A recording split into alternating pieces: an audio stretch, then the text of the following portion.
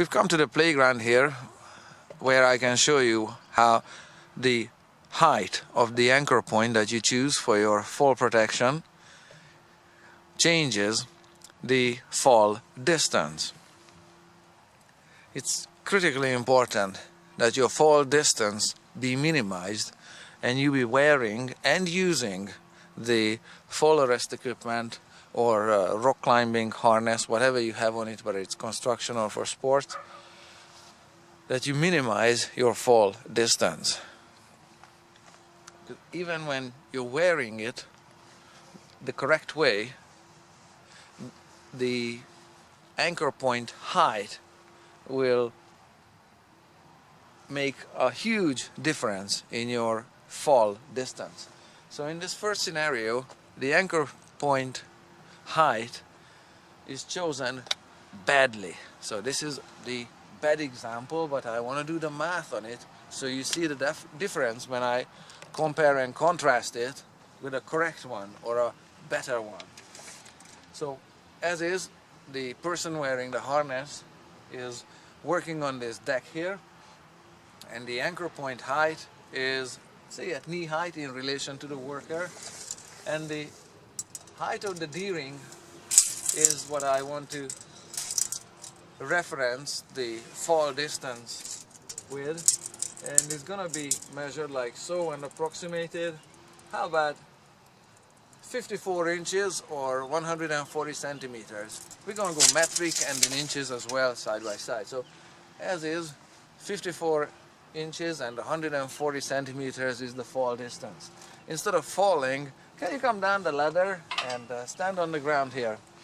You can see that the anchor point, if you tie down your anchor point to a rebar, a vertical piece of rebar, it dropped already a foot down until it hits a horizontal length of rebar, but that doesn't add to your fall height. So far the height of the D-ring went, because now it is approximately at the same height as the deck. Now we fell through 54 inches or 140 centimeters of vertical height. If you keep falling, just kneel down there in this mulch. If the person wearing the harness keeps falling vertically, then and just lie down there under, with the D-ring being exactly underneath the ladder there. So in this position here, the lanyard is stretched out to its maximum, and this is the point where the fall arrest system starts working. The lanyard is taut, and let's see what height we have from the D-ring to the deck. We have an additional 38 inches or an additional 95 centimeters. So you do the math at home. 38 inches, and it was 55 inches previously. So now we have a 93-inch fall distance so far from where the worker was initially on the deck to the point where the fall arrest system actually starts working.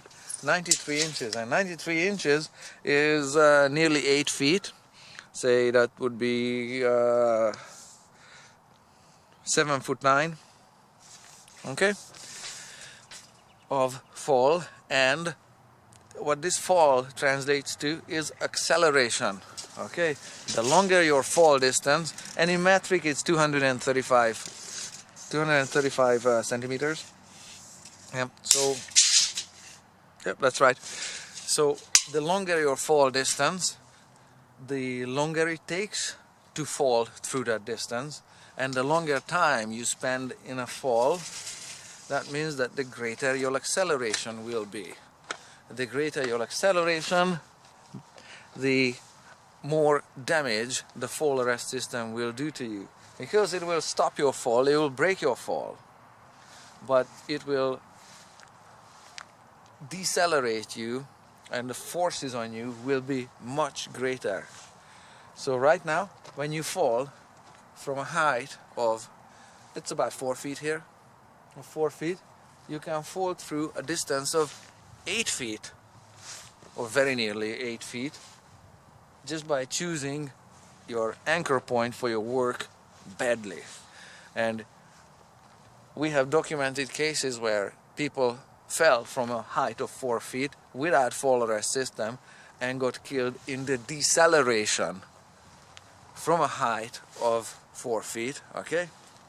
Because it's not the fall that kills you, it's the deceleration at the end of the fall, the landing that kills you. So we have cases where people were killed after being accelerated and decelerated from a height of 4 feet. So if you fell through 8 feet, you know, that's gonna be definitely a memorable experience if you lived through it. So we'll reset and take a look at a setup where the fall distance is much less. In this second setup, we have chosen an anchor point that's up there on a horizontal bar above the height of the D-ring on the worker. In this case, the fall height will be much less. Can you step down 2 or 3 steps and stay there? As long as the lanyard allows you, just come down a little bit. Good. I'll measure. Just stand up there. Good. So in this scenario there, if I go with the height of the D-ring again, the worker, let me see, that's about the same level as that, and we've got 21 inches there, or 55 centimeters roughly. The worker went through much less of a fall distance. So in this case, instead of nearly 8 feet or 81 inches it was, the worker only went through 34 inches of vertical fall and 34 inches of acceleration, and that's approximately 85 centimeters. Don't nitpick on the numbers, but just get the idea. So now 34 inches is less than 3 feet, 3 feet being 36 inches. You can see from this setup that the only 3 feet of acceleration will produce much less of a force on the person wearing the harness and much less deceleration, force and damage to your body. If you set up your anchor point always overhead or above the height of your D-ring and make your lanyard as short as possible. Now, if you remember back in the first scenario, if you had, instead of tie down to a vertical piece of rebar, tie down to a rope grab that's on a rope, and then the rope is tied down here, you would fall through an additional whatever length of rope you have on the coil. So the same applies up here. If you have a coil of rope at the end of the lanyard, you will also fall through the length of whatever the distance or length is between the anchor point and the rope grab on the rope. So that's why it's very important that to minimize your fall distance, you have to shorten the length of your lanyards and position your rope grab on your rope all the time to make your fall distance as short as possible, because that will minimize the deceleration forces on your body. And there's one more factor, and I'm going to show you in a third setup. We also have to consider gear stretch to add to these deceleration forces. In this last setup here, you can see that the anchor point is way above the shoulder height or head height. In fact, the lanyard is stretched out to its maximum, so there doesn't seem to be any fall height happening, but such is not the case. Can you go go down and put some weight on this harness, and let's see how it behaves? That's good. Pick up your ankles and just hang there. That's perfect. See what happens here? There's a lot of gap here between the worker and the harness, and the gear stretches out. the position of the D-ring didn't change at all, but the person wearing the harness keeps going down and accelerating down before this whole system starts working. So stand up. So in addition to whatever the length of your lanyard is and whatever the previously calculated fall height is, go down again and pick up your knees, you will have an additional fall height that's caused by the stretch of the gear and caused by the looseness around the gear, and it's going to become tight around your body. Now, this is the question to you. How long do you think, not you, how long does the viewer think any person would be able to be suspended, awaiting rescue in a harness, pinching here your circulation in your legs and just making you uncomfortable in more than one ways? A safe estimate would be 5 minutes, 10 minutes.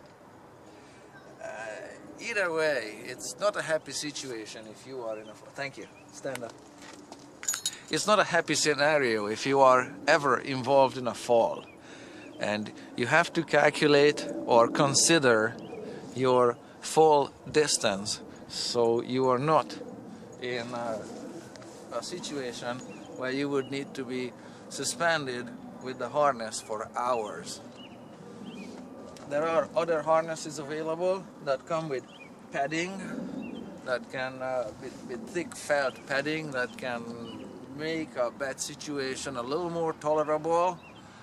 But working in those harnesses or climbing in those type of harnesses would add weight to the gear you're already wearing and would make work a little more cumbersome and limited, but that's also an option. But again, the best thing is just use the fall arrest system to limit your work distance and don't be involved in any kind of fall.